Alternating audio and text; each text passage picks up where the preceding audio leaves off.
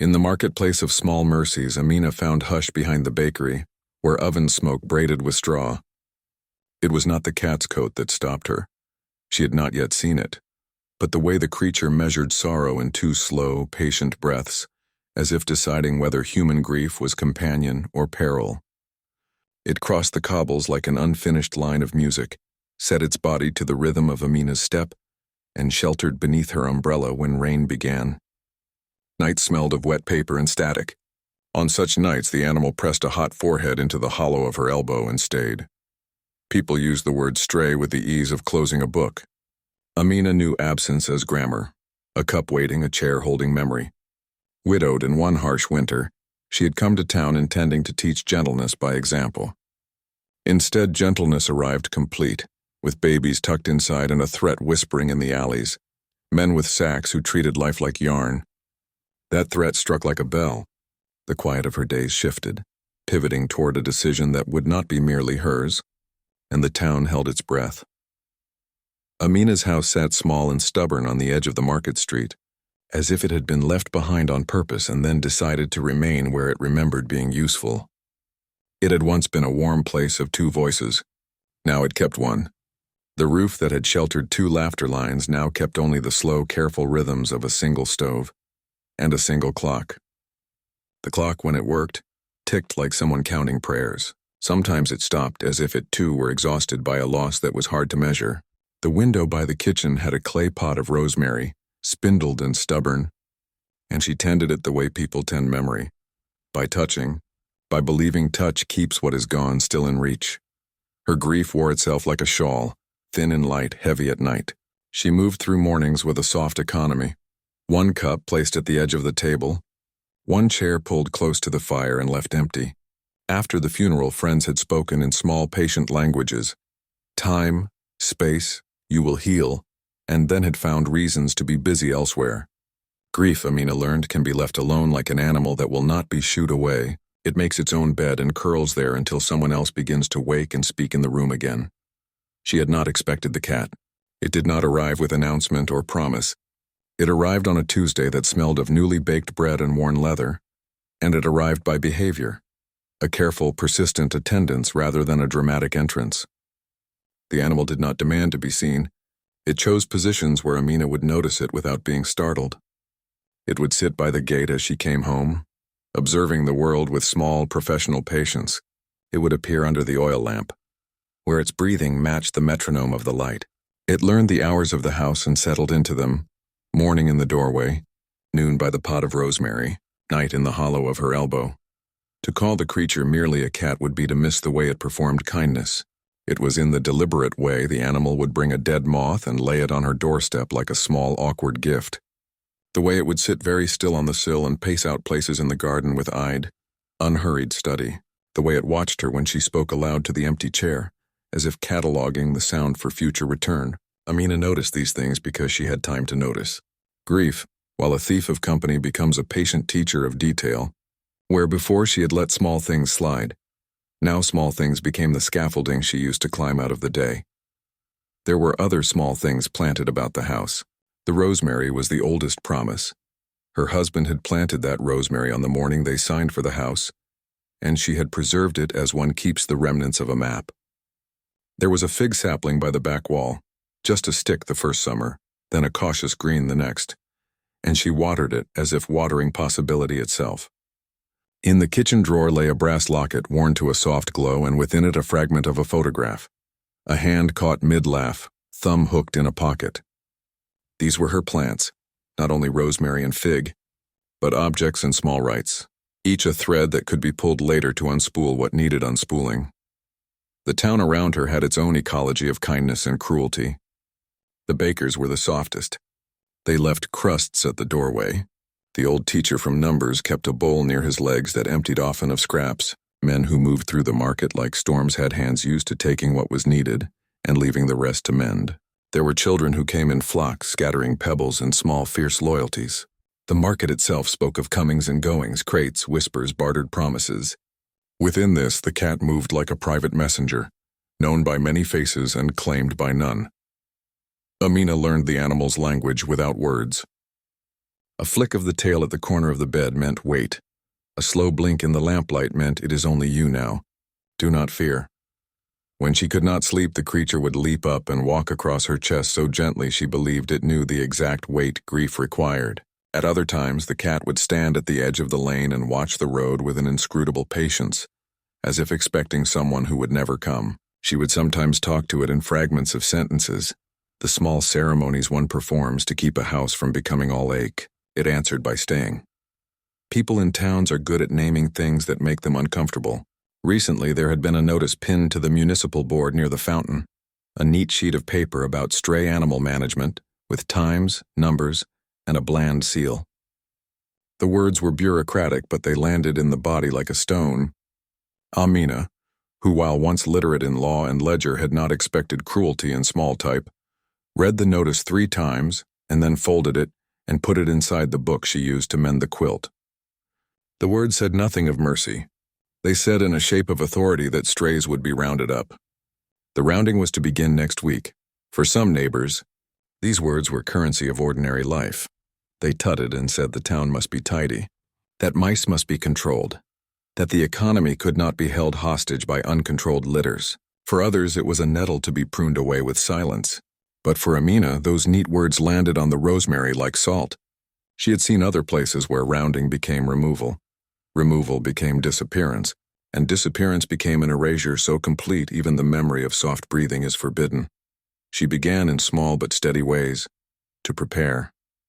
She mended a larger cardboard box and lined it with the softest of old shirts. She set out a bowl that had belonged to the man whose laugh lived in the locket, and she filled it 3 times a day. She smoothed the fig sapling soil with the gentleness of one who practices apology. These were inadequate measures for the force of men with sacks, yet they were measures of intent. Word about the animal spread as such stories do, by the simplest channels. Mrs. Rao from the mill mentioned seeing the creature with a look best reserved for saints or ghosts. The grocer's boy swore it had slept on his father's boots. A handful of children offered prizes to find its ears in the hedgerow. The town's kindnesses moved in flickers. Its cruelties were quieter but patient, like weather. Amina, despite the steady ache, found the steadiness of a plan eased her breathing. She pretended to herself the rose-scented days would continue unchanged, but the notice had lit a candle of a different color. Each night, when she closed the shutters and the town's low conversations became a distant hum, she would sit with the locket on her palm and the cat curled on her lap, the rosemary sending a thin green scent into the air. She began to rehearse a new script of care. If they came in the morning, she would prove the creature was hers. If they would question authority, she would ask for papers, and if they would declare it a nuisance, she would show them the softness of a life. In the quiet hours, she also began to notice that the creature was not only patient, but expectant. Its belly had grown round in a way that suggested more than the ordinary hunger of a stray. It slept with its paws tucked under as if guarding a secret. It would rise at dawn and patrol the narrow strip of garden where the fig was trying to breathe, stopping to bury its nose in the rosemary and rub its head on the locket when she set it near the pot, an action that looked like recognition. Amina, who had not meant to be surprised by joy again, felt something shift inside her when she watched the cat protect the sapling from negligent children who threw stones. There was a motherhood in the animal's action, a fierce, steady compass that pointed toward life. Then on a slow Thursday of pale clouds, an incident happened that finished with the certainty of a locked door and set the town's little narratives spinning differently. A boy from the market, one who liked to race bicycles and collect odd buttons, came running up the lane, his face the color of pressed grapes. He stopped at Amina's gate, breathless and embarrassed. "They're making rounds," he said, and for a moment he looked as if he had swallowed an uneasy truth. Rotman and his men. They were by the tannery. They picked up a female. Folks say he could not complete the sentence.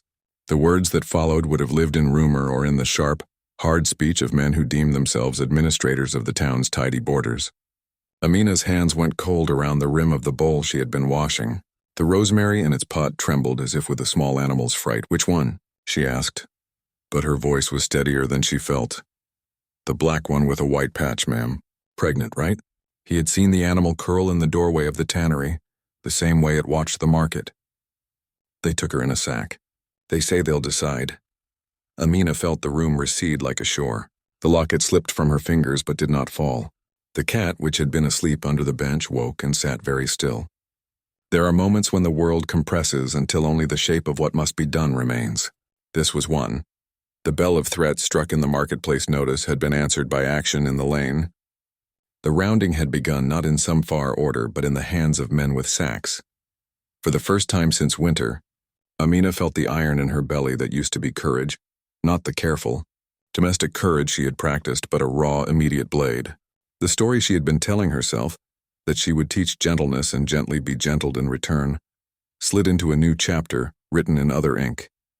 The cat's expectation, the rosemary's faint scent, the fig sapling's tentative leaves, and the brass locket all tightened into a single, sharp line pointing to the tannery where men might decide the fate of life inside a shaking sack. She locked the gate. She threaded her shawl tighter about her shoulders. The bread vendor's bell rang across the square, oblivious, and a dog barked somewhere.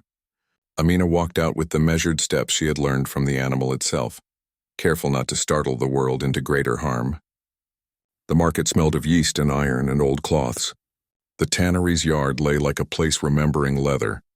At the gate of the tannery, a sack lay on the stone, slumped like a defeated coat, and near it a group of men were arguing about the best way to make room in the town.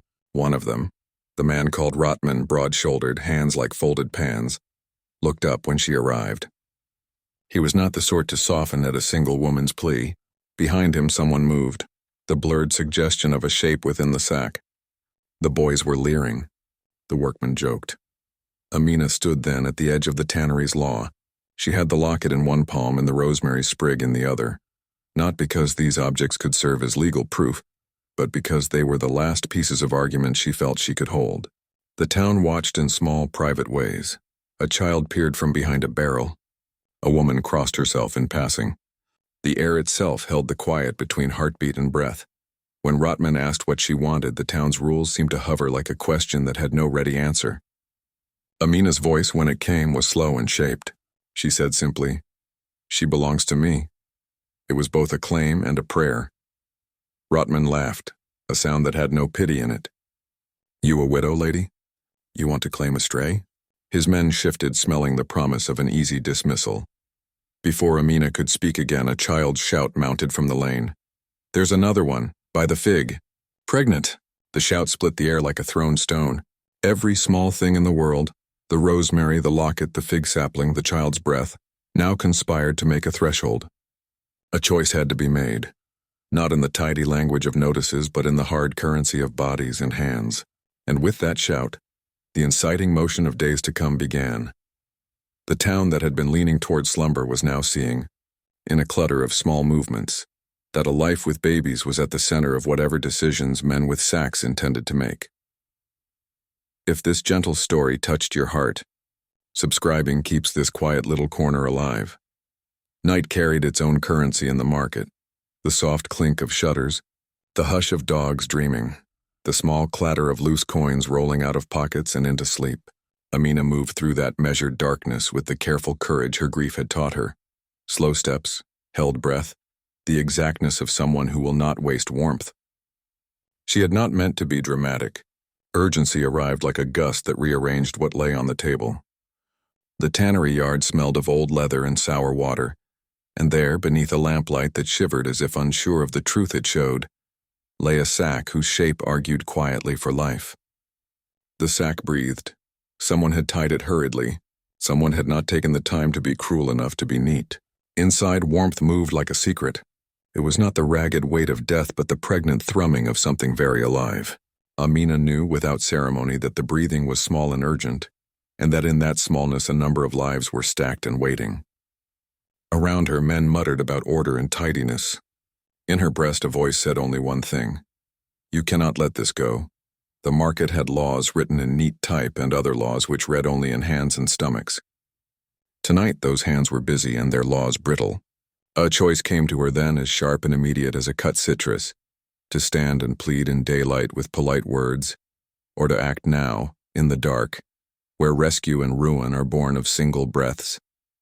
She stepped forward and the night moved with her. The tannery's gate protested with an ancient creak, as if it wanted the world to know it objected to being disturbed at such an hour. The cart beside it hiccuped, stacked with baled hides and the loose, impatient noise of men preparing to do things that could be explained away later with account books and the word practical. Rotman sat on the lip of a barrel like a king in toy armor, his boots planted as if they were stakes in the world. Lantern light traced his jaw and left his words hard-edged. Amina had practiced small scripts of argument, sentences sharpened by having nowhere to go. She belongs to me. She is pregnant. Please. But there are moments when words are tiny boats on an ocean of action.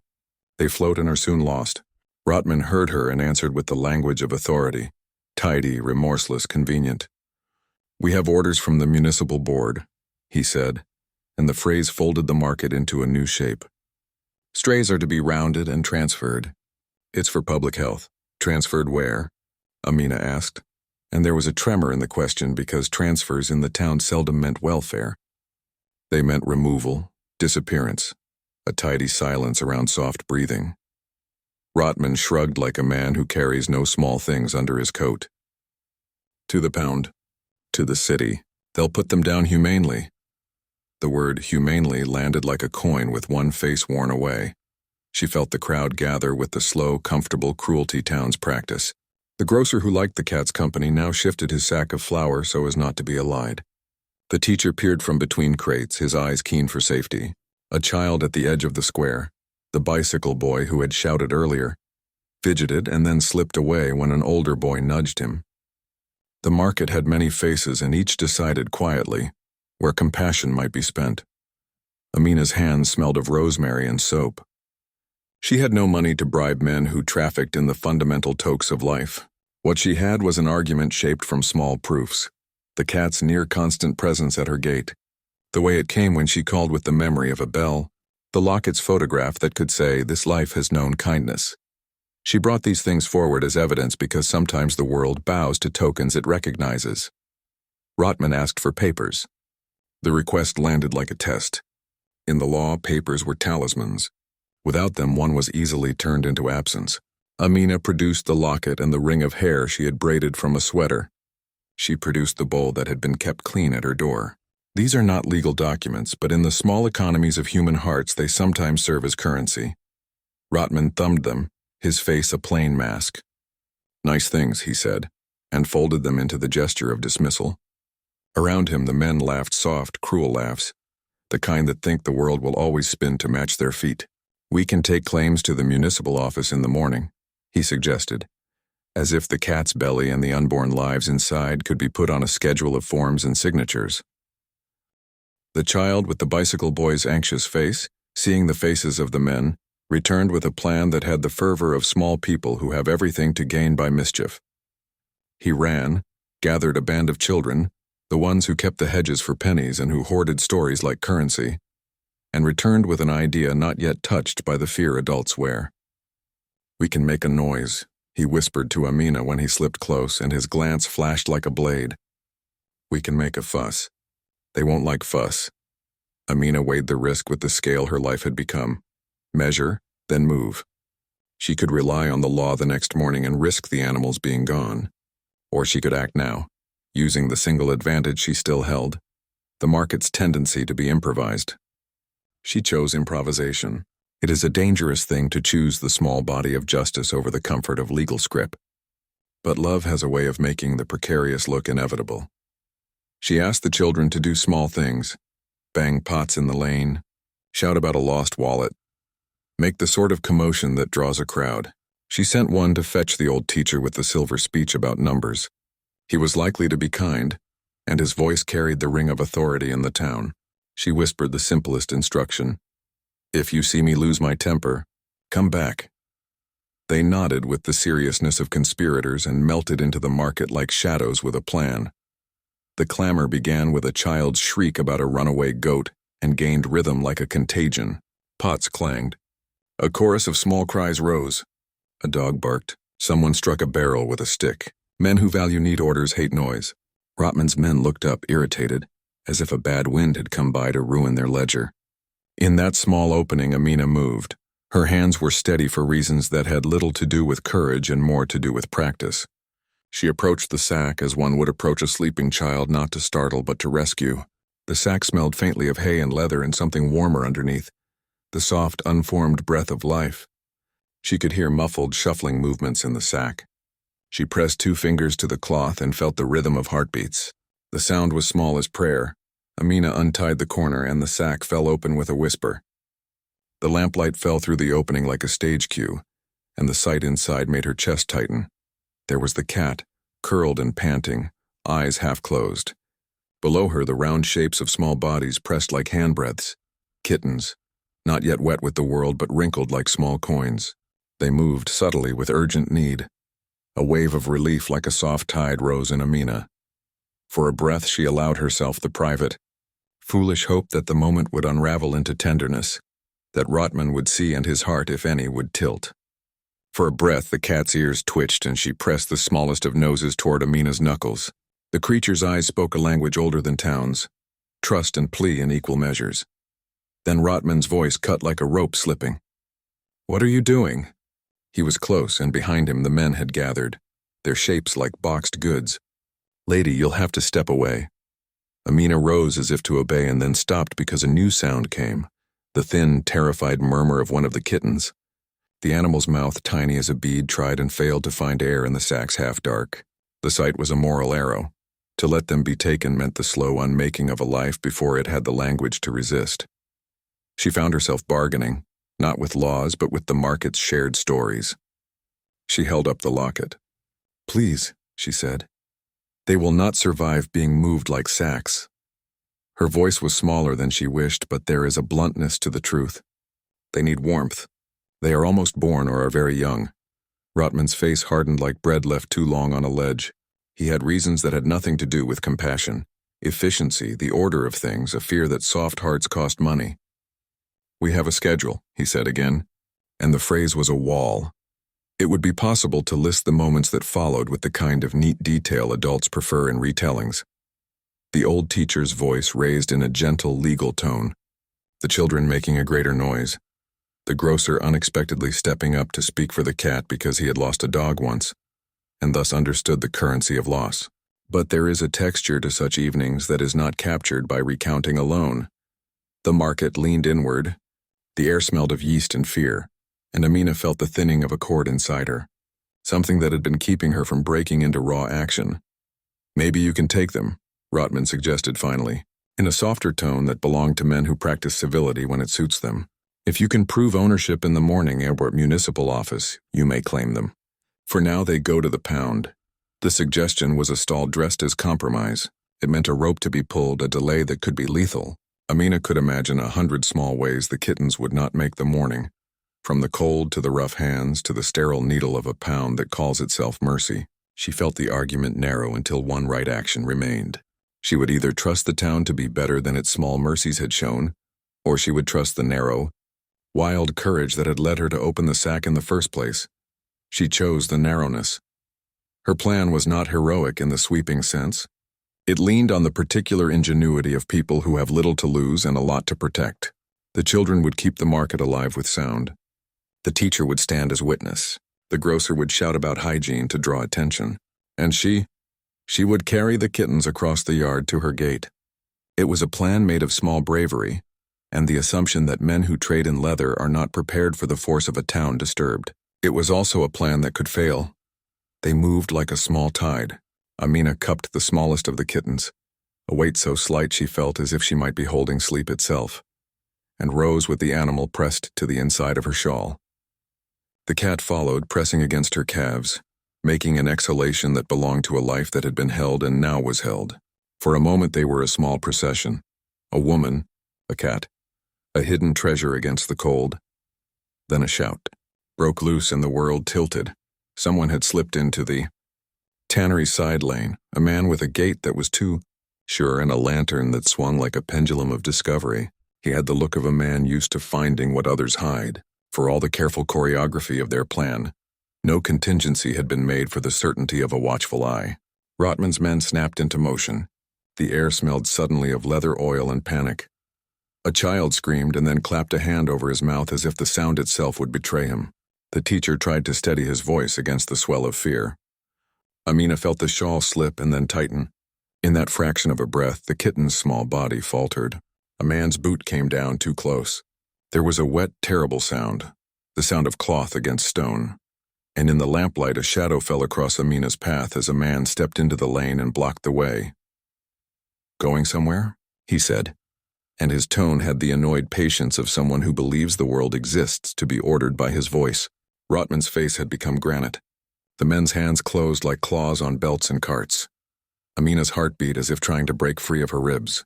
She had not wanted to be revolutionary. She had wanted only to keep warmth beneath a shawl, but revolution and mercy are siblings in short supply. She remembered the rosemary scent and the locket's soft glow and thought of the fig sapling bent toward the moon. The choice was made within her body before it was made in speech. "I'm going to the municipal office right now," she said, "because sometimes speech is the next tool to use. You cannot take them, not while they are so young, not while they need warmth." The man laughed, a sound like stones. "The municipal office is closed," he said. "And the schedule is the schedule. Move aside." A small hand, one of the child conspirators, darted forward, a pebble held as if it were a bomb. The pebble struck a lantern. It shivered and brilliantly fell to the ground. Lantern light spilled and scattered in a halo, then guttered. In that sputter of light, something complicated happened. The market was forced into improvisation again. People shouted, children ran, and for a second the men were working in uncertainty. Amina seized the instant. She bolted, not with the care of the plan, but with the force of someone who would not be denied. She ran toward her gate, the shawl heavy with the life inside, the cat like a compass at her heel. Men shouted behind her. The teacher's authoritative voice rose in a plea that sounded like a small, brave prayer.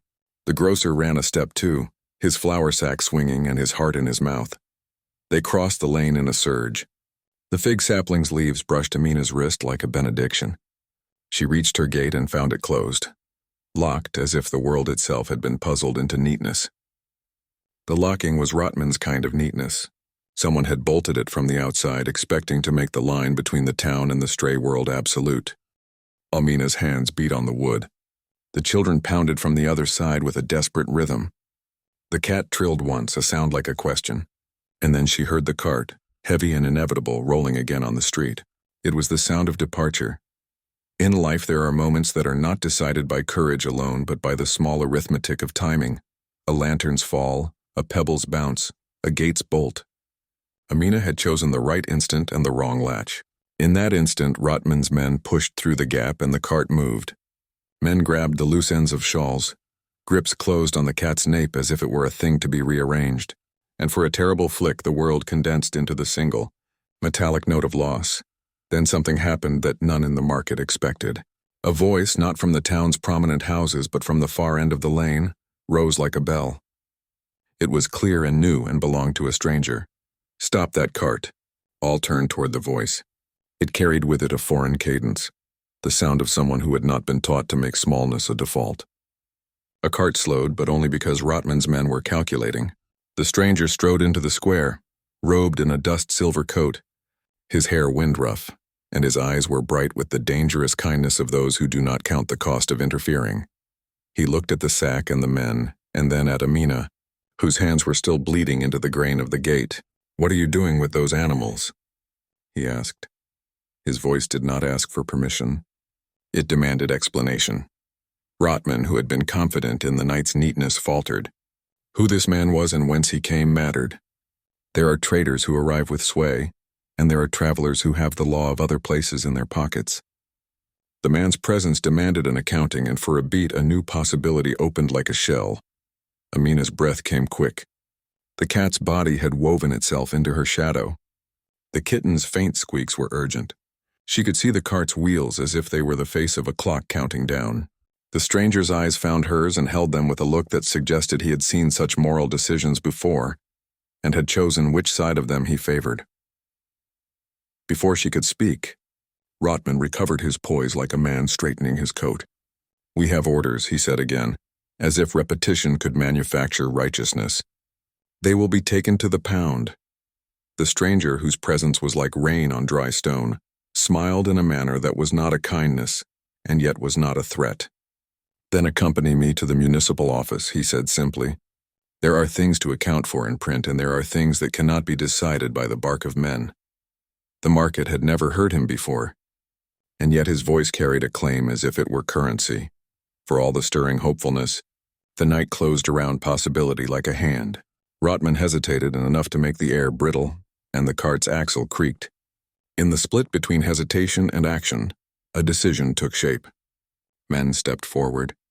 The stranger's hand went to a satchel at his side as if to draw endorsement from some invisible authority. Amina felt the tide reel. The children behind her shouted like small waves trying to push a boulder. Then, as if to remind the world that fate does not always bend to righteous intention, Rotman's lieutenant, a broad man whose face was a map of small cruelties, produced a small scrap of paper and waved it in the lamplight. The scrap bore an official notch. It read with the dreadful neatness of bureaucracy, "Authorized transfer to municipal pound. Signed Office of Public Order." The stranger's jaw tightened a fraction. His hand paused at his satchel. For a breath, there was still a window in which law and courage could negotiate. Amina stepped forward, shawl tight. Chest opened with the animal she had claimed beneath it and met the stranger's eyes. She wanted to ask him for following, for interference, but the words would have been clumsy and perhaps presumptuous. At that moment, a cartwheel groaned and the sound of ropes being tightened made the hair on the back of her neck rise like small flags. Men readied themselves to lift the sack and to place it back aboard the cart. The cat mewed in a thin, wounded voice that ached like a new poem, and Amina understood with the beauty of pure, terrible clarity that this was a moment that could not be delayed into policy. Action, immediate and unadorned, was the only remedy. She moved in that instant not with a plan but with the ethic of someone who has been reduced to essentials. She lunged, shawl and all, grasping the sack. Fingers closed on canvas. There was a fight.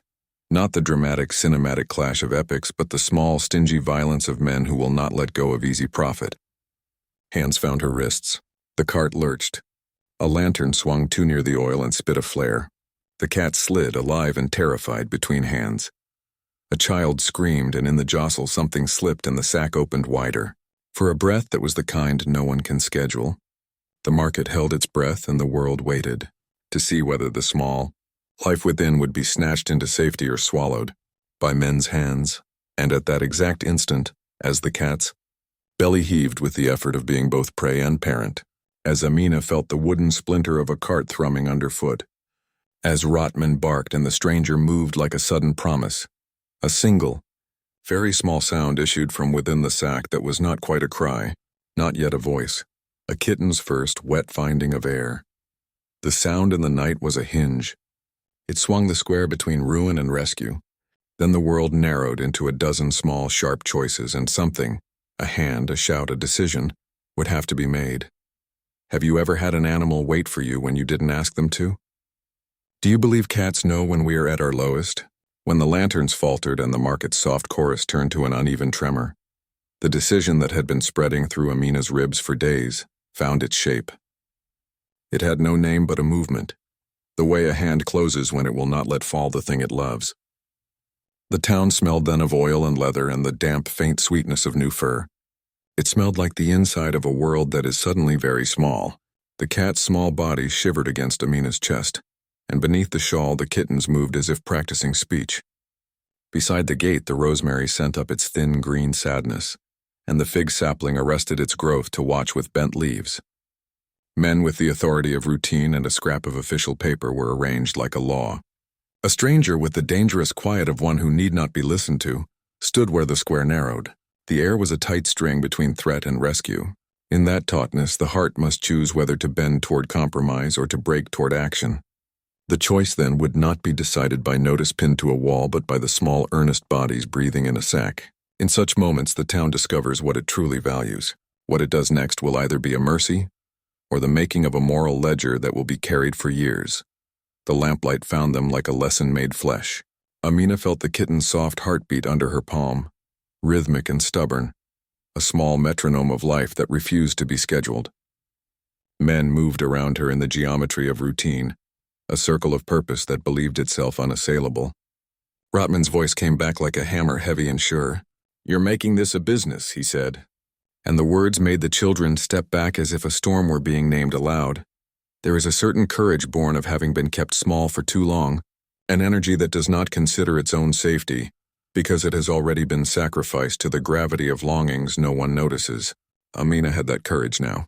It rose in her not as a shout but as an exactness of hand and thought. She moved like someone knitting a last stitch with attention to angle and to the thread's frailty. The shawl was wrapped tight. The kitten's breath came quick, and the cat's whiskers feathered against Amina's wrist. People watch for sudden epiphanies and tales. What they miss is that such epiphanies are often a string of careful, tiny acts stitched together until a fabric of rescue is formed. The stranger at the edge of the square, who had arrived with the carriage of no known authority and the tone of a man who had knocked on many doors, looked at the paper in the lieutenant's hand and then at the knight. His fingers found the leather at his side and traced the edge of an object there as if naming it would make it an ally. He stepped forward when the cart lurched and men reached to seize the cat again, and for the first time his voice cut the night not in rebuke, but in an action that smelled of old towns where strangers sometimes hold the balance. "Leave her," he said. The 3 words fell like a bowl being set down. They were not particularly passionate, but they were precise. For Rotman, precision was an enemy for it suggested scrutiny, and scrutiny is the one thing that exposes the messy center of tidy systems. Rotman's men hesitated. They are always practiced in the art of hesitation precisely because hesitation creates openings for the comfortable to resume their work. But the stranger's face was not one that hesitated. It held something that read like an unspoken credential. He had seen the world and kept a ledger in his hands. "You can call a magistrate in the morning," Rotman said, but his voice had lost some of its neat armor. The scrap of paper in his lieutenant's hand still glinted like a promise. But promises need witnesses. Amina, who had been named for a quietness that sometimes felt unbearable, found the mouth for speech she had practiced in 1,000 small moments. "They cannot be moved," she said. "They are not merely animals. They are a life depending on warmth. If they are taken now, they will die." Around them, the market made a chorus in a language as old as towns: pity, curiosity, indifference. The grocer stood with flour dust on his hands and a small worry in his eyes. The teacher, who lived among numbers and the soft logic of sums, refused to be merely an observer. He stepped forward and, with the thin authority of someone who is used to persuading young minds, began to recite words about precedent and common decency. It was not law that he produced, but the shape of argument that made even men accustomed to doing the tidy, cruel thing pause. It was then, at the exact point where practicality meets conscience, that the cart's mule shifted and a wheel scraped like a finger over a string. The sack convulsed. The cat, which had been trapped between hands and canvas, made a sound that was neither full complaint nor resignation, but the purest exposition of need. It was the sound that, despite 1,000 rational arguments, presses the heart to action. Rotman lurched toward the sack, his broad hands ready to haul it back onto the cart. Amina's knee met a peg in the paving stone. For a moment, the world was a small calculation of leverage and timing. She could not be everyone's rescuer in all the moments, but in this moment the choice was personal and precise. She stepped forward and pushed. Men turned like a net being drawn. Hands closed on shawl and on sleeve. Amina felt fingers as if they had been poured from cold clay. The cart threatened to move. The cat's mouth grazed at a hand, and that bite, small as a stone's ripple, changed the geometry of the fight. Pain sharpened into action. Then, as if the night could no longer bear the symmetry of menace and defense, the kitten inside the shawl made a new sound. A wet, surprised inhale that was the first practice of a voice. It was not yet a cry. It was the stirring of something that would become a future. The sound dropped like a pebble into the still water of the square and made concentric waves of attention. For a few seconds, the world stopped measuring itself by habit. People forgot the comfortable forms that keep living things distant. The children who had been making noise looked at the small animal as if it were a jewel. The grocer's flour fell from his palm in a soft cloud. The teacher's mouth, open in argument, closed as if the words had been seen to be useless compared to what a living thing demanded. Rotman's lieutenant, whose face had been a map of small cruelties, flinched. He had not expected the animal to give its first breath then, and there is always a moment in such events where the predictable calculation meets the unpredictable human heart. The stranger at the edge of the lane moved like an old hand used to dealing with sudden moral currency. He did not draw a weapon nor a paper. Instead, he stepped between Rotman and Amina and held out the palm of his hand, not in threat but in an offering of pause. "Look," he said. "You will make trouble if you take these into the pound now. If the young are born, they will not be likely to survive transport. You know this. There is a law about cruelty in transport. If a man wishes to keep his cattle, he needs proof. If a town wishes to claim safety, it must obey the regulations. Is this what you want in a prosecution? There is a language men with authority understand. The language of consequence." Rotman's eyes narrowed. The scrap of paper he held still whispered of municipal harbor. But scars and threads unseen tell men how much risk they will take. Rotman measured in his manner whether the cost of insisting tonight would be greater than the possible gain. It is remarkable how sometimes the threat of accounting is enough to bend even a man who has been baked by habit into wobbling. The stranger's hand did not remain idle. He brought forth a roll of paper and unwrapped it like one might unwrap a small private history. He did not present credentials so much as a presence that read like authority. He spoke with the cadence of someone who had seen more than one town make the same mistake. He did not hide the fact that whatever papers Rotman possessed were not the only ones with teeth in them.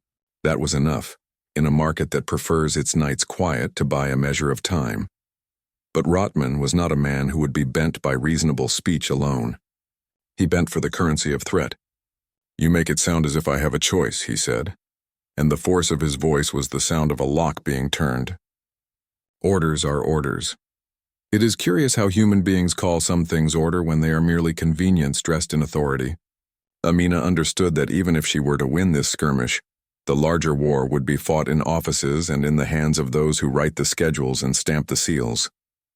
She also understood that if she lost tonight, there would be a silence of small warm lives that law might never again teach to sing. The two possibilities were heavy as stones. She spoke then, low and clear, in the way one speaks to a companion when both know the simple arithmetic of risk. "If you take them now," she said, "they will not last until dawn. If you allow them warmth now, perhaps they will." It was not an argument that spoke to Rotman's ledger, but to a more dangerous ledger, one carried in reticules of conscience. Rotman's men tensed and the square contracted, into the geometry of hands and wrists, and the light that glinted on belt buckles. Rotman, who had been commander of the moment, took a breath as if to reassert the command, and then the cart shifted.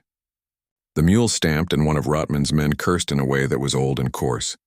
It was in that fraction, that breath where a man tries to reclaim the night, that something happened which made the teaching of small towns obvious. Authority is brittle when enough people recognize the simple humanity of an act. The grocer, with his flour on his palms, pushed forward. He did not have the voice of a magistrate nor the reinforced courage of a stranger with papers, but he moved with an old gesture of people who carry kindness even when they cannot explain it. "Leave them be," he said in a voice that was more tired than brave. "We have had dogs taken and they returned only as rumor. Do you want that on your conscience?"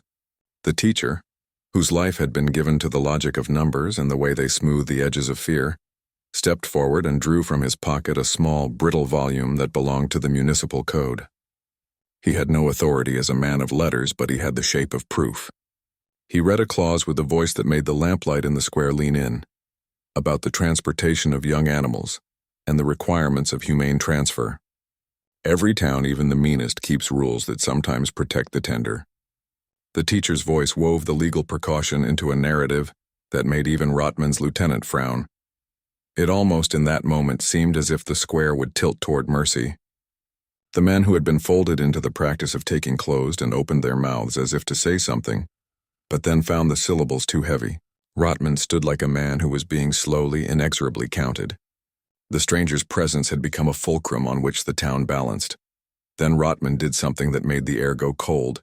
He produced, from under his coat, a stamped envelope, fresh as a wound. He did not throw it down. He let it fall like a bad coin into the lamplight. The seal was not municipal alone, but carried the crest of a higher office. "Orders," he said. "Signed." The word held a weight that had nothing to do with truth and everything to do with leverage. A ripple moved through the market like wind through dry grass. The teacher's brow tightened. The grocer's jaw worked. The stranger's hand closed on his satchel. Amina felt a hollow open under her feet as if the ground itself were measuring the future. For a breath, The square was again the thickness of a page being turned, and no one knew which hand would flip it to reveal mercy or erasure. "You will come with us in the morning," Rotman continued, his voice steadier now. "Bring your papers. If none, we will enforce the regulation." There was a sound then. Not a voice but an animal noise, the cat's small distressed trill, and it lodged in the square like a stone in the throat.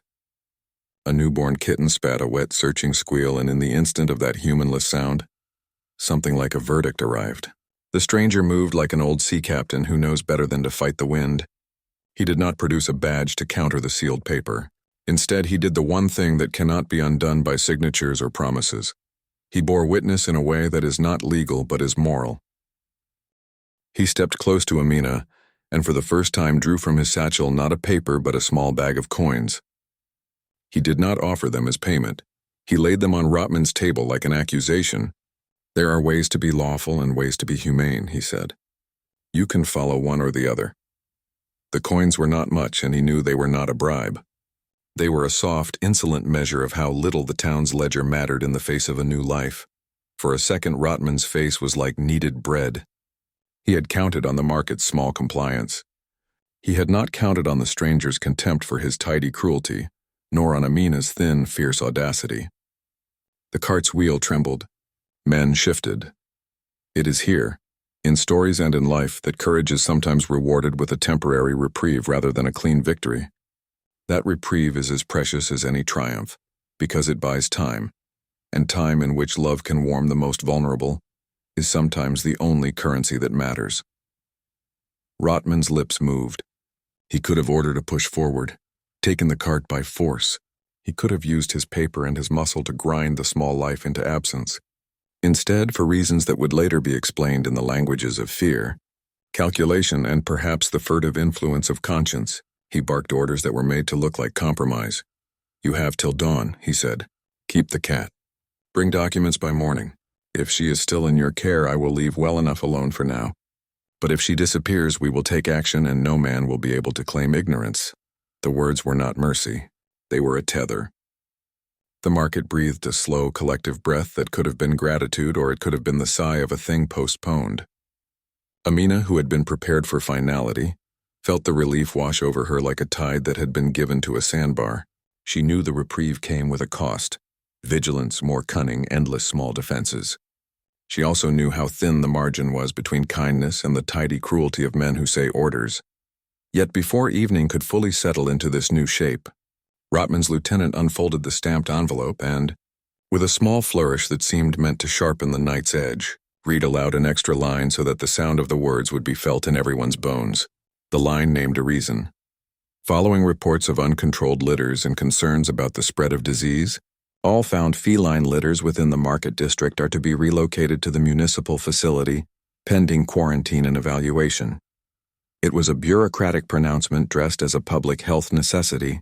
The word disease dropped into the square like a stone into still water. People have long learned to fear words that smell of contagion. They move with those words as if life were suddenly an arithmetic to be solved by distance.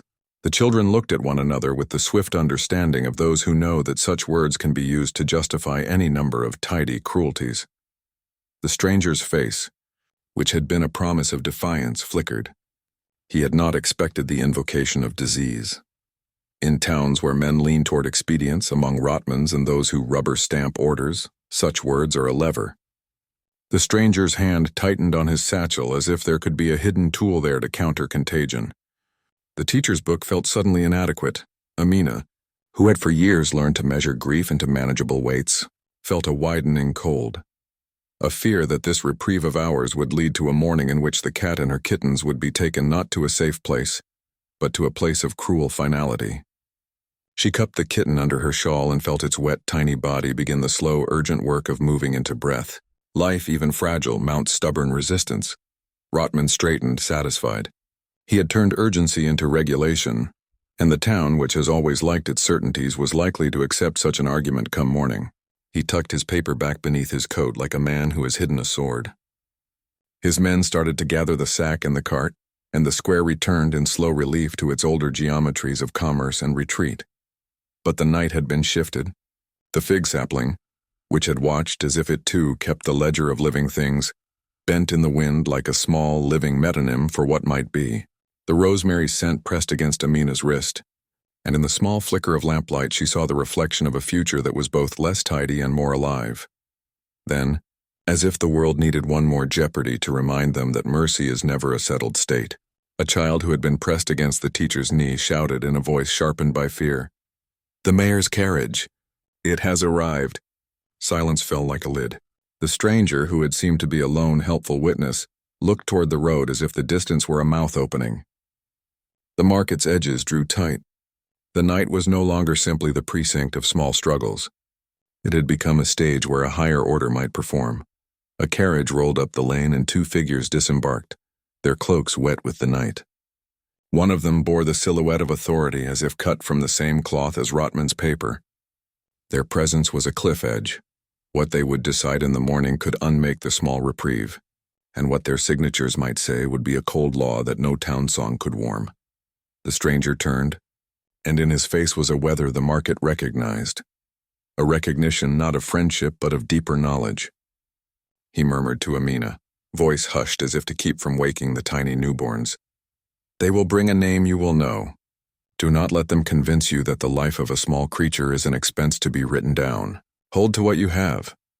His words were soft but fierce, the kind that set a lamp under a kettle promising a boil.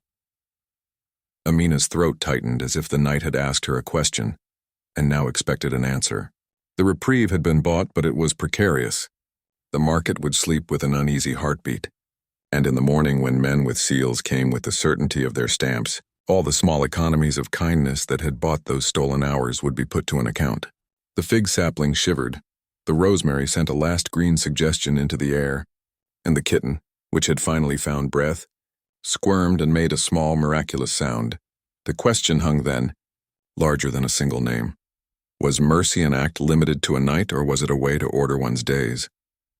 The town would be tested by that question before morning's light, and the decision made then would be recorded not only in paper, but in the small, stubborn ledger of memory and character.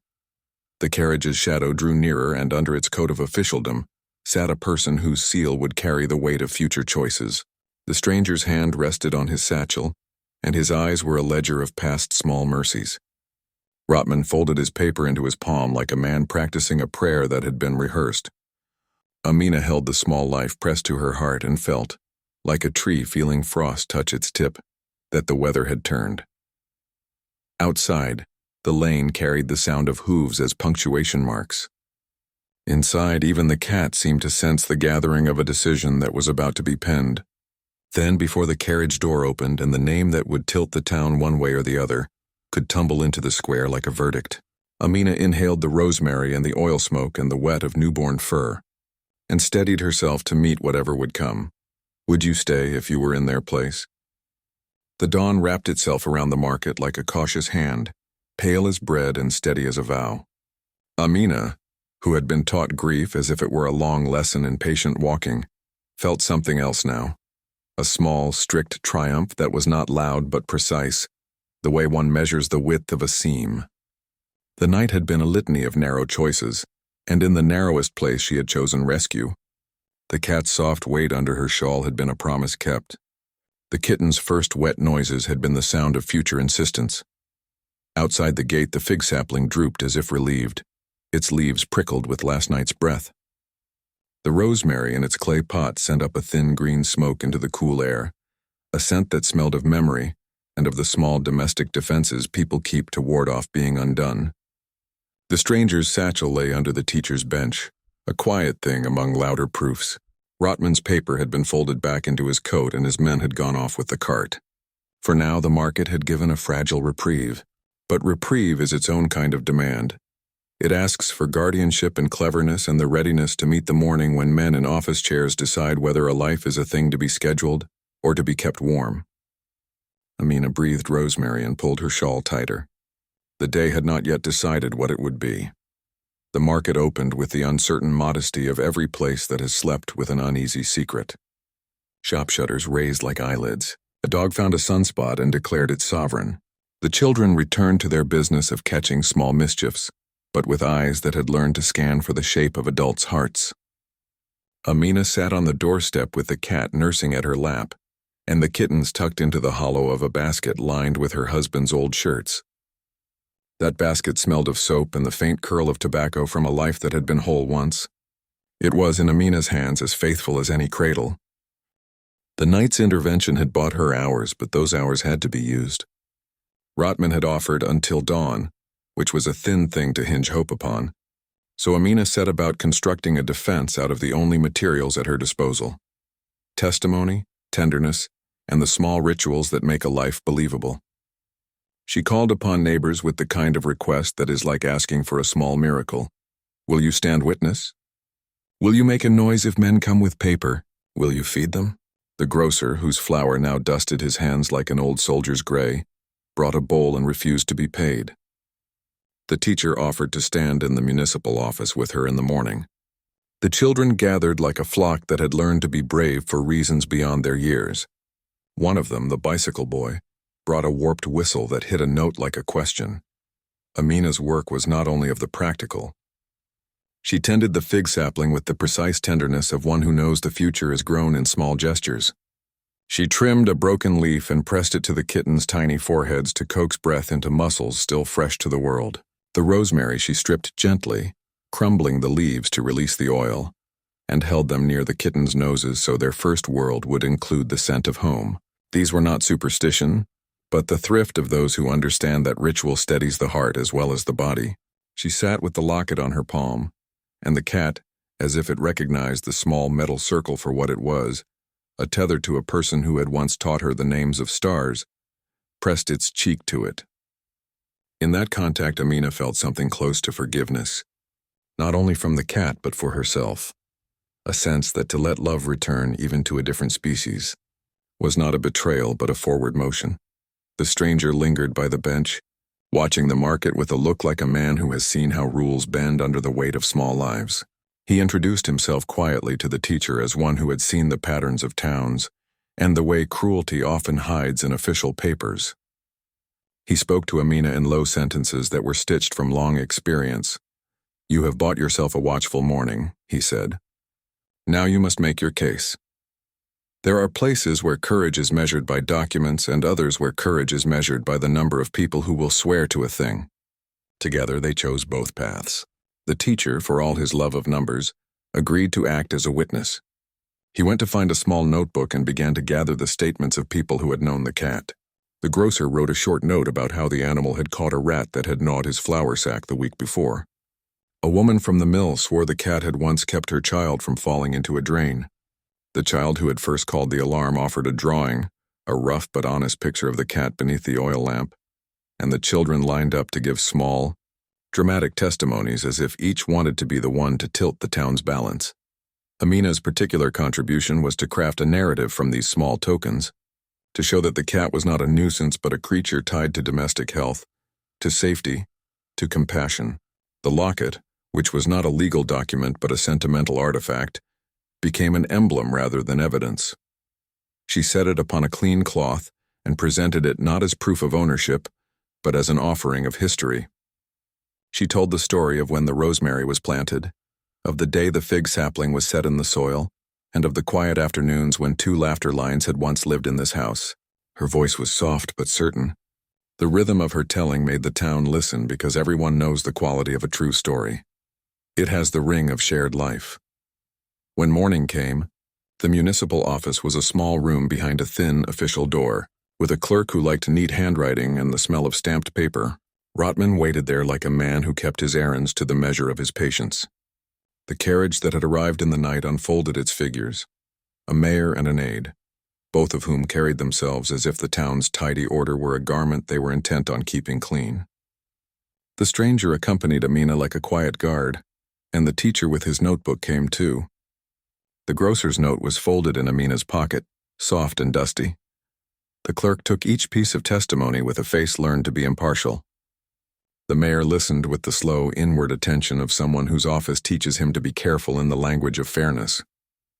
He read the scrap Rotman had brought and saw, in neat official terms, the public health mandate that could be used to justify almost any tidy removal.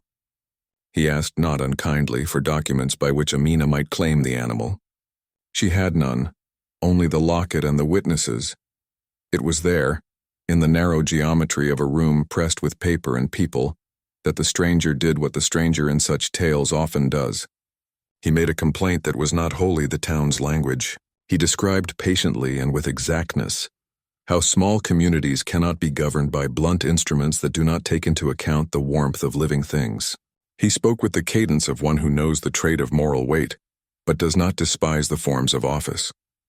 He suggested a compromise that would meet the town's needs for public health and also preserve life. Quarantine and inspection in place, with Amina given a temporary certificate to keep the cat and the kittens under observation for a specified number of days, pending inspection by a veterinary professional. The mayor's eyes narrowed in the kind of calculation that public men are taught to make. He liked the neatness of the proposal because it allowed him to be both strict and humane. Public men are most comfortable when they can look as if they have both compassion and control. Rotman bristled at the thought of having to leave the issue unresolved and yet in a place where law could be seen to be observed. The clerk, who had neat handwriting and a decent respect for protocol, required a signature. Amina could not sign as owner. She had no papers that proved the cat to be hers in the legal sense, but she could sign a bond to care, to allow inspection and to abide by quarantine rules. The stranger offered his name as a reference, a small act that cost him nothing but staked his reputation on her care. The mayor, who liked being reasonable when it pained his public face, agreed to issue a temporary permit under the conditions suggested. Rotman did not like the outcome, but he did not use force, at least not immediately. He had the paper in his pocket that allowed him leverage if the rules were not observed. Out on the market square, the children made a triumph of it. One of them hopped on a crate and called the news as if it were a victory march. The grocer distributed small sweets in celebration. The teacher, who had been the slow, steady current under the noise, smiled in a manner that made even the rosemary on Amina's windowsill feel that its leaves should stand a little straighter. It was a small victory. Its edges were ragged and its endurance fragile.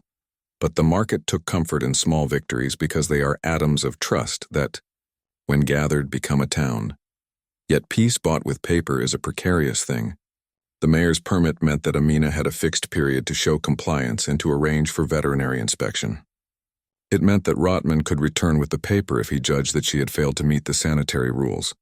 It meant a different bureaucracy, but bureaucracy too can be humane when given to kind hands. The stranger's presence receded like a tide. He had done what he could for that morning. He left words behind.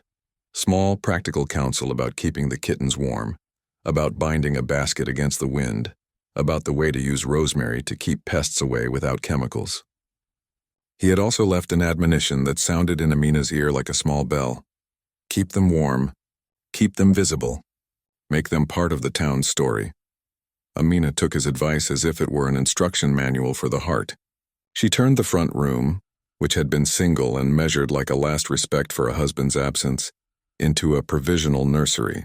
The cat became in this way the small center of a community's new tenderness. Women from the market came with towels and with the kind of quiet knowledge that is the housewife's secret. Which stoves warm fastest, which dishes hold heat best, how to make a bed mimic the nest. They taught Amina how to mix a warm, safe broth for a nursing animal and how to make a small pad of cloth that would not suffocate, but would provide the soft pressure young animals need. There were also those who watched with reserve. Rotman's men patrolled with the business-like eye of those who think their authority keeps things tidy. They noted with professional concern whether waste might accumulate, or if the yard might become a hazard. Amina answered their notice with the same sorts of careful adjustments the stranger had suggested. She set a small ring of clean straw that could be changed daily. She kept the cat indoors more strictly than it liked. She kept a log of feedings and cleanings the teacher had suggested she maintain. The days that followed were an apprenticeship in attention. Amina learned to measure peace as a work rather than a feeling. Early feedings, a watchful eye at night, small adjustments to the basket's placement when the wind favored the road. The kittens opened their eyes like small moons, iridescent and shy. Their first fumbling for their mother's warmth made something in the market soften. Those who had previously walked with indifferent faces began to make the habit of pausing by her gate. The student who delivered bread began to leave a crust purposely. The grocer tended to slip small bits of soft food into the bowl. The teacher wrote an article for the town sheet. Though his article was small, it made people think in the language towns sometimes resist, that tending to life even when inconvenient is a metric of civility. In these days, payoffs from the earlier plants arrived like predictable blessings. The rosemary, which Amina had tended because it tethered her to her husband's faint laugh in the locket, became more than a scent. It kept flies at bay around the basket when scattered in small bundles nearby. The fig sapling, that small stick that had become a leaf and a promise, grew a little greener and when its branches were pruned, supplied a leaf used to fan the kittens gently in the heat. The locket, which she had set by the basket as a small talisman, came to mean less as proof of ownership and more as a symbol of the chain of caretaking that connected her past and present. Each plant, each object paid back the interest of care with a measure of practical help. These were the small miracles that tie one life to another. Amina herself underwent a change that no municipal permit could have specified. Where before she had kept her grief folded and polite, now she found her sorrow renovated into purpose. She rose each morning not merely to face an empty house but to attend to a small chorus of lives that needed her. She tasted the world again through the cat's quiet insistence and the kitten's small mouths. This new rhythm made her feel less like a woman haunted by absence and more like one who had been given a task that allowed space for growth. Yet the reprieve's shadow remained. The municipal permit had a date, and Rotman's paper, the one whose neat stamp made cruelty possible, was folded in the mayor's drawer, waiting to see if anything could be made tidy. There was also the whisper of disease that had been used as leverage, and though the teacher's reading of the law had given her a window, the mayor had noted the clause too. Official men prefer to keep tidy lists of potential hazards. In a market, an inconvenience can become an official concern quickly if given the right phrase. A complication arrived like a small, ill-placed drop in a stitch. A traveling inspector, one with the municipal board's letterhead and a voice like stamped envelopes, appeared 3 days later. He had come at Rotman's request, he said, to evaluate the town's compliance with the health directive. Amina met him at the gate with a logbook in hand, cheeks tired but steady. She walked him through her practices with the careful demonstrations of someone who has learned to speak the language of both care and of official scrutiny. How often she changed the straw, the temperature she kept, the way she washed dishes. The inspector was a man who had done much measuring in his life. His mouth set itself into a professional frown, and he asked questions that might have been used as a tool to punish. The teacher hovered like a nervous guardian. Rotman watched from the edge of the square, folding his arms as if the inspector's presence somehow vindicated his earlier actions. But the inspector, who had a ledger and an eye, listened not only to the early neatness of protocols but to the testimony of neighbors. He watched the kitten's vigor and the cat's steady bathing and noted, in the margin of his mental form, that the danger of disease here was low and manageable, given proper quarantine and care. There are moments in which formal eyes, when compelled by a town's own citizens, choose prudence over harshness. The inspector nodded and, with a faint concession to the market's small mercies, issued a formal note that allowed Amina to keep the animals if she maintained strict records and allowed an additional inspection in a week. It was a balm that became the new legal binding of the town's empathy. Rotman grumbled and made motions of protest, but the inspector's note had the force of process. Rotman could return to his card and to his routine, but something in his manner had softened like leather left in rain. He had run up against a town that, when pressed, chose to witness life rather than erase it. That evening he lingered longer at the tannery gate than his custom and, when questioned by an old man about whether he had done the right thing, mumbled something about paperwork and public perception. Life, in the small cadence the market kept, settled into a new course. Amina, now mother to many, a surrogate perhaps and certainly a guardian, moved through her days with a hands-on engagement that stitched back some of her old sources of courage. She mended a shirt with one hand while cradling a kitten with the other. She began to answer mornings not as a repudiation but as a summons. Neighbors' glances turned to goodwill and into small acts. The woman from the mill bringing a handful of soft wool, the grocer leaving milk, a child leaving a handmade blanket with tiny uneven stitches. The market's moral ledgers, once balanced in favor of Rotman's tidy cruelty, began to show a different accounting. People spoke of the sack incident with a tone that mixed shame and pride. Shame that such a thing had been planned, pride that they had not allowed it to be completed. The stranger's fleeting presence had been catalytic. His small practical counsel and his willingness to vouch for Amina had anchored a public case. The teacher's notebook, filled with signatures and small testimonies, became a portfolio that would be used should any man with a seal again attempt to claim an animal without regard to life.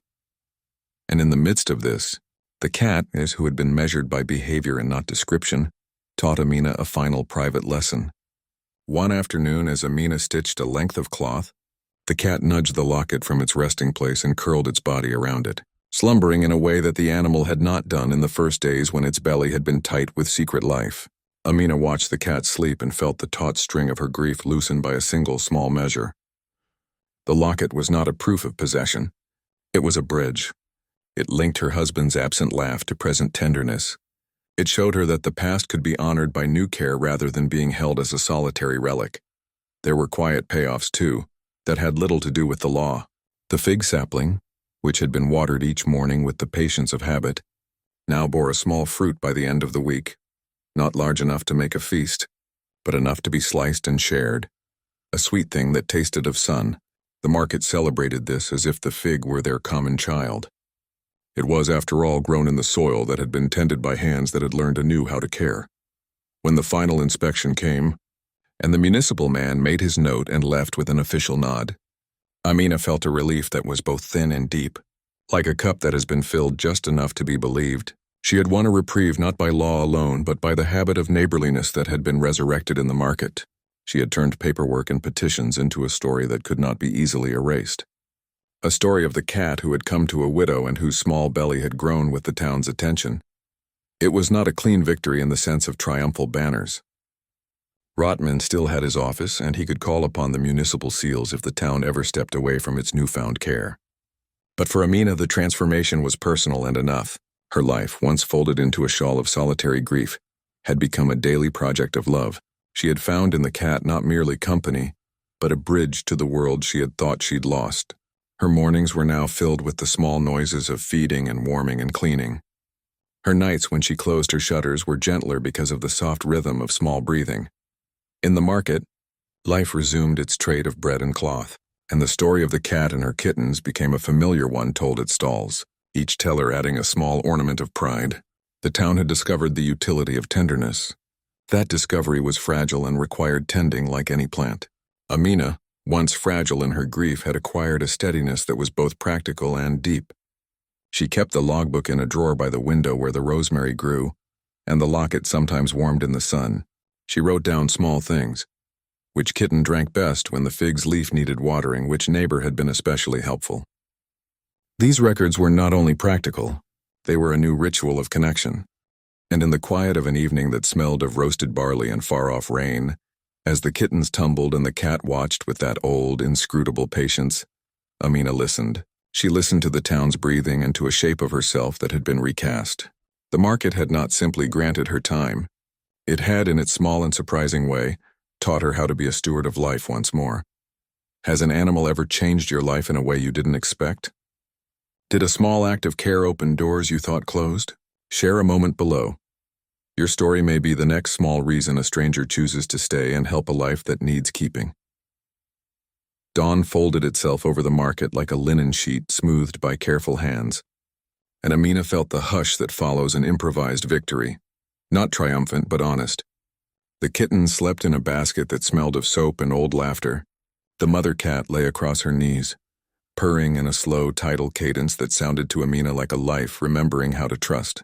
Even the fig sapling seemed to stand straighter, its leaves catching the pale light as if rehearsing for a small miracle.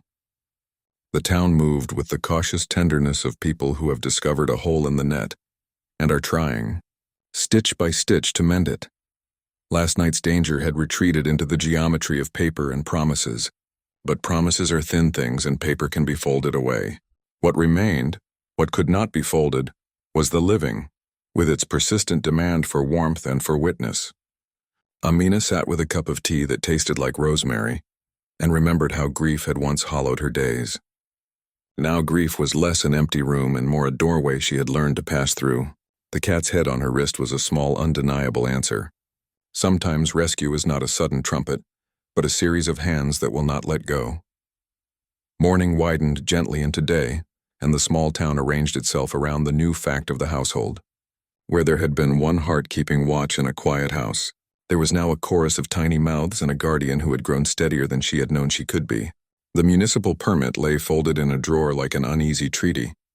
Receipts and notes from neighbors lined up like witnesses in a book. But what mattered most was not the paper, fragile, stamped, bureaucratic, but the ongoing acts of caretaking that would mark what the town would become. Amina set about making the house hospitable to the lives entrusted to her. She cleaned and layered old towels, warmed the bricks near the hearth to make a slow oven of gentle heat, and tied a little flag of faded cloth above the basket, so that anyone passing might see the household's small charge and be moved to help. She kept a log, as the teacher suggested, but she wrote more than times and temperatures. She wrote small observations.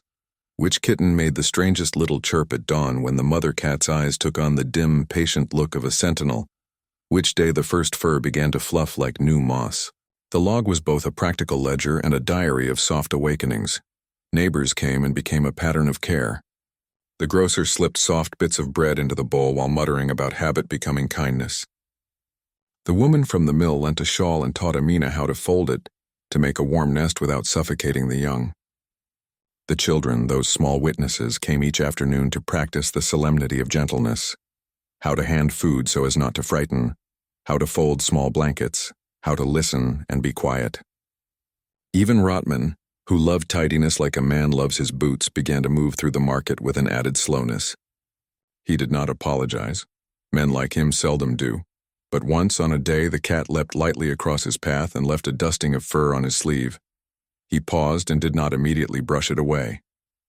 It was a small thing, but towns keep score of small things. Weeks passed in the domestic currency of feedings and naps, and slowly the town's ledger altered its margins. The story of the sack and of Amina's night of resistance became the sort of tale people told at stalls between weighing grain and counting coins. The tale of a woman who would not let the market tidy away life. It was told with the flourished pride of those who had intervened, and in its telling a new thread entered the town's identity. People spoke of the event not as an isolated altercation, but as a moment when a choice had been made, to value the warmth of living things over the easiest path of neat removal. With the kindness came consequence, then gift. The mother cat, who had been inscrutable in those early days, revealed small indelible habits that seemed to be deliberately instructive. She taught Amina the quiet architecture of animal trust. How to sit still until hunger outweighs caution, how to speak in low syllables that do not startle newborns, how to move hands with the exactness of one who stitches. Once, when the kittens were fidgety with the confusion of newborn limbs and the house smelled of broth and rosemary, the cat performed a tiny, astonishing thing. She pushed the brass locket, the small circle of memory Amina kept for its warmth, into Amina's palm with the soft pressure of a paw, and then pressed her forehead to the locket as if to approve the trade. The gesture was small, but it felt like confession. The creature recognized the human's history and allowed itself to be woven into it. The kittens grew. Their eyes opened like two pale moons. Their first stumbles were a lesson in trust for both Amina and the market. They learned to purr and to bite with two loud teeth. They learned to tumble like small, gleaming arguments for life.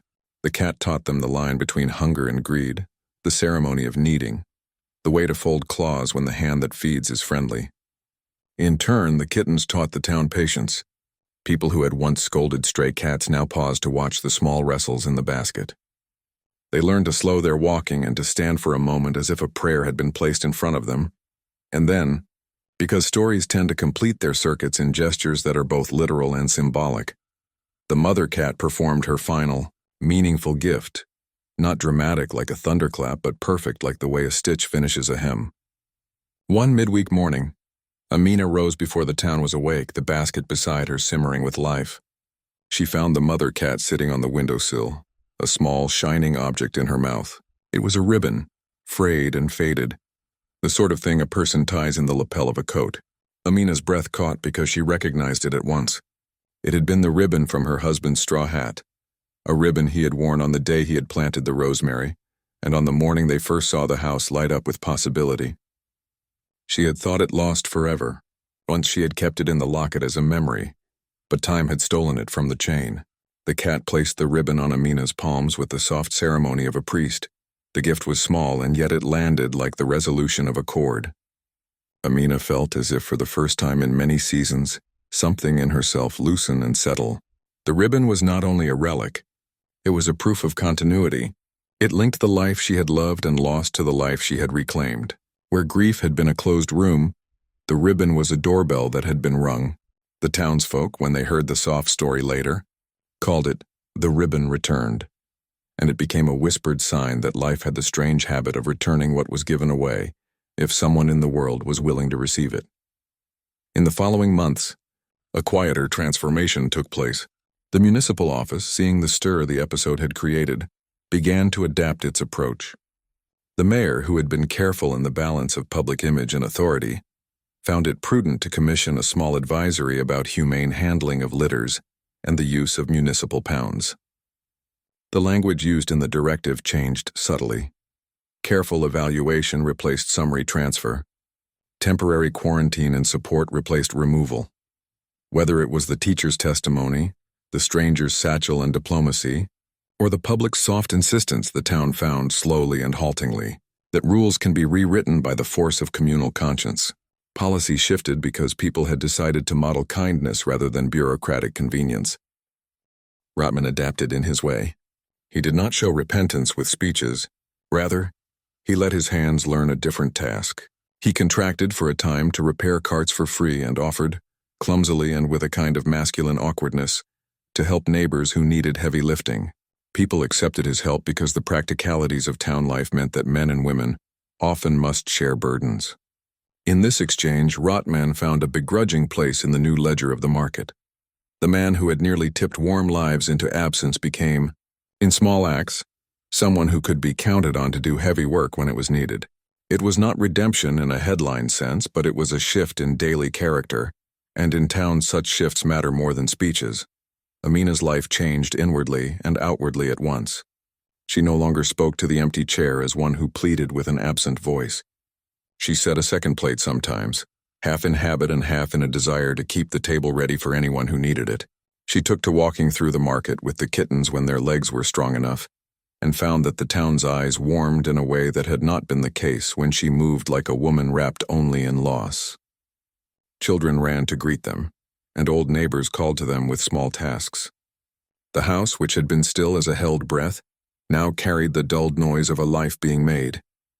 Night still had a hush, but it was a hush girded by the soft rhythm of tiny lungs. There were other gifts as well. The teacher, who had been so steady with his pen, began to hold small classes on civic responsibility at the market square, not as lectures but as conversations. He read aloud from old town records and pointed to the oddness of how public health can be used to justify indifference. People listened because the kittens sat at their feet, and because nothing helps a lecture like a small, moving example. The grocer, who had been a man of few words, began to keep a ledger of community aid on a scrap of paper in his stall, a list that showed who had helped whom and who might need help next. The children's drawings of the cat and her kittens appeared on notice boards like talismans. The images were crude and honest and had the strength of small truth. A year moved in its slow way. The kittens grew into cats who prowled the rooflines and the alleys, and yet returned each evening for the hearth's warmth. The mother cat claimed her place by the window, where she watched both the street and the house as if observing the next stitch in the fabric of their lives. The fig sapling bore fruit that summer, small and sun-sweet, and Amina sliced it and set a piece of fig on each neighbor's plate, as if to share the harvest of care. In that sharing, the market tasted its own generosity, and the event that had once been a moment of near violence turned into a festival of small thanks. When the anniversary of that fraught night came, around a year since the sack had been opened and Breath had been rescued from canvas, the town did not hold a pompous ceremony. Instead, they gathered at the market and left small bowls of food on the steps where stray animals were known to pass. Children left drawings. Rotman, who would not stand on a platform to be praised, quietly repaired an old bench near the tannery and left it without fanfare. The mayor, who had learned to balance his image with the soft demands of public conscience, wrote a short note that was read at the market, praising the civic spirit that had grown from the episode. It was not a speech that pretended triumph. It was a statement that acknowledged the town's better self and promised to guard it. For Amina, the lesson of that long and tender year had not been only about the town's change, but about her own reconstitution. Loss had once threatened to reduce her to someone who kept grief neat and shut. Instead, the grief had become the raw material of renewed purpose. The cat's presence had offered an anchor and a doorway at once. In giving care to others, she had allowed her love for the lost man to be honored not only in quiet mourning, but in active warmth. The ribbon being returned and the neighborhood's small kindnesses were not cures. They were a map for living with memory.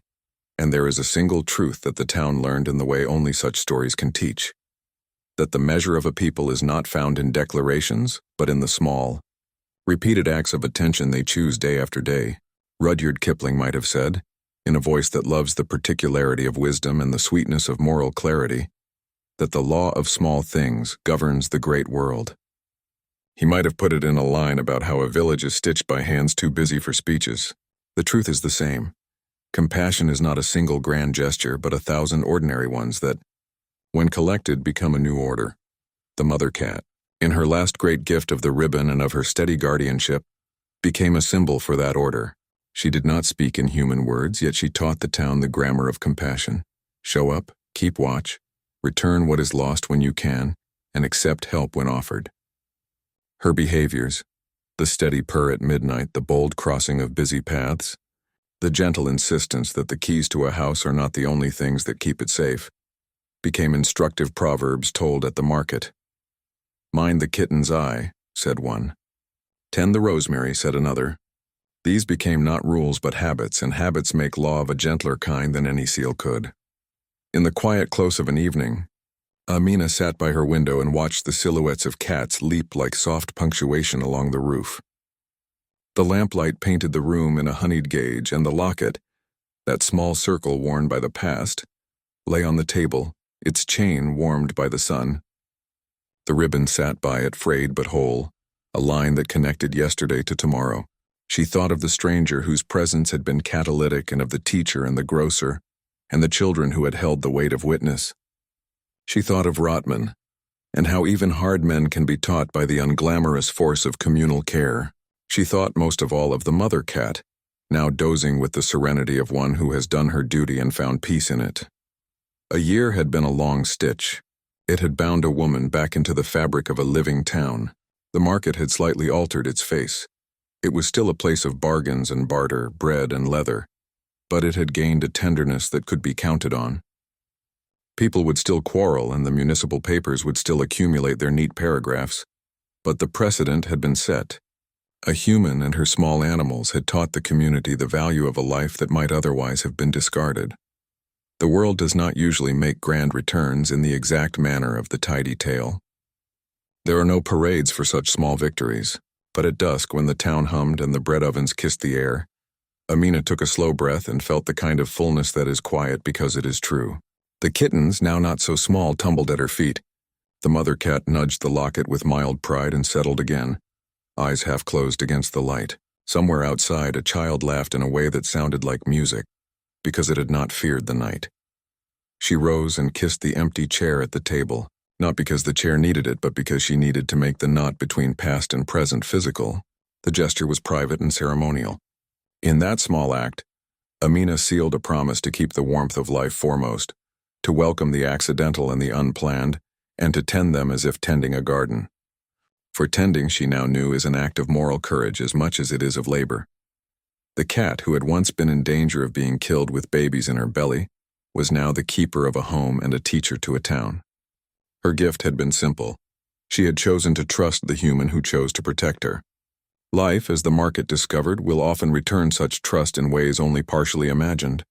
Ribbons found, policies softened, the steady kindness of neighbors. And Amina, who had feared the world would be only a long corridor of absence, learned that the corridor could open into a hall of small lights where each life tended to the other.